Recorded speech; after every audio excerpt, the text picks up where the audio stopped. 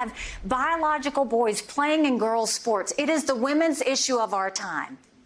My daughter ran track in high school. I don't even know how I would have that conversation with her. How are we supposed to get our girls used to the fact that biological boys are in their locker rooms?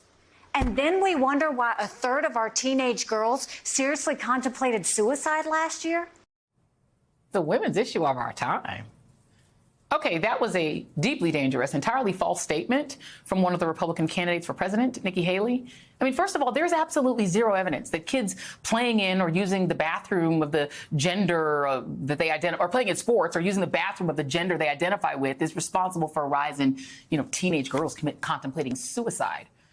As the founder of Columbia Clinic for Anxiety pointed out on Twitter, if Haley cared about kids, she'd state that surveys show teens are worried about violence and hate being perpetrated against their peers, about gun violence, climate and political unrest in the U.S.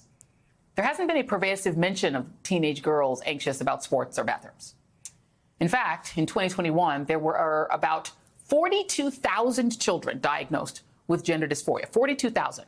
That is a minuscule percentage of the 73 million children in America.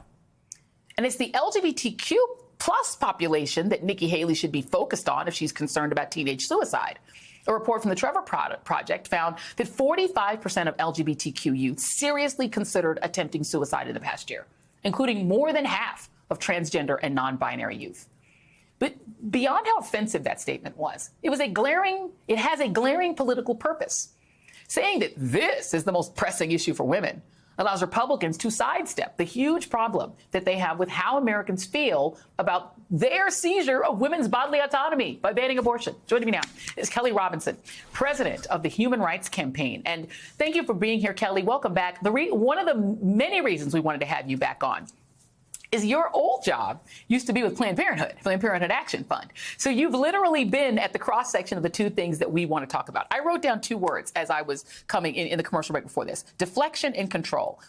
And I feel like those are the two things that are behind this Nikki Haley thing. Nikki Haley comes from a state that has a 6-week abortion ban where you can get arrested and your doctor can get arrested for getting you an abortion. But she says the most important issue ain't that. It's trans girls in the track locker room. Your thoughts? Well, you're exactly right. This is political theater, and it's dangerous. I mean, what she's doing, spreading this type of horrific misinformation and lies about the trans community, is going to lead to real life violence. This is why we're seeing 1 in 5 of every hate crime being targeted towards the LGBTQ plus community. This is why we see armed people at drag queen story hours and pediatricians having to get walked to their cars by armed guards because of the culture of violence that they're creating. And I will say this, if she wanted to talk about the issues, she should have talked about the issues, because if you look at her record in South Carolina, she hasn't done the job necessary to create the kind of vision where people can be safer. I mean, South Carolina is at the bottom of the list for education, for gun violence. These are the issues that people really care about. That is the crisis facing Americans. And if we want to talk about teenage girls, these are the same people who say that a 10-year-old girl ought to be forced to give birth. Let's go to my second thing, which is control. These are the people who say putting a mask on my body, my choice, you're destroying my liberty, but making me pass a baby out of my body, saying that you're going to tell me that my kid can't get this particular type of health care, that I as an adult can't get this particular type of health care, which is gender-affirming care. Even if you don't like that people are getting gender-affirming care, how is that your business? When you said that someone coughing on you with COVID, that ain't your business. These people want to control people's literal bodies and then complain that a mask over their body is tyranny. Your thoughts? The hypocrisy and lies are just astounding at this point. It's coming from Nikki Haley, but it's coming from the whole Republican Party that's pandering to extremist MAGA voters, right? I mean, there's a reason that the same people banning gender-affirming care are the same ones behind the abortion bans. The same people banning LGBTQ plus studies in schools are the same ones banning Black history from being taught. They are launching an intersectional attack on all of our identities. And the goal isn't to keep people safe. The goal is power and control, because they know that ultimately they are losing. They are out of step with the majority of Americans who support every one of the issues that we're talking about. And these are the people who want Twitter to be a bullyscape. They want Twitter to bully people more. Social media is what's making kids feel suicidal and feel insecure. Girls in locker rooms are worried about being bullied. They're worrying about being, bullies in the schools, not trans kids. Let me just do a couple of polls here.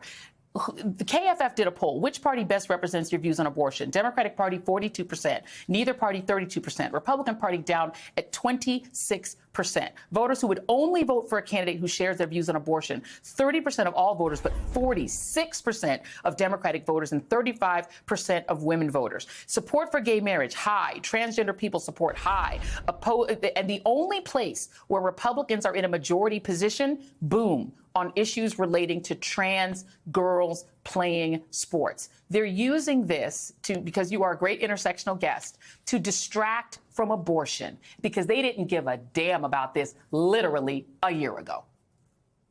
That's exactly right. And they also know that they're losing on things like same-sex marriage. They are out of step and out of touch.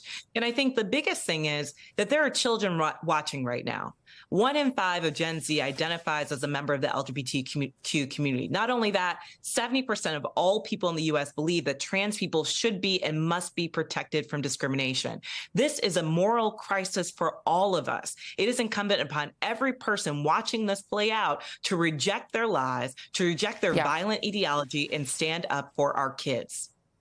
And by the way, what you said is so important. If it's 20.8% of Gen Z who identify as LGBTQ, you know what that means? They cannot access the group of voters. That's why they want to punish them. They are punishing the people. They can never get to vote for them because they can't stand them and don't relate to them, and they see that they're hateful and cruel. Kelly, that was me, not you. I will put that mean stuff on myself because I believe it. Kelly Robinson, thank you.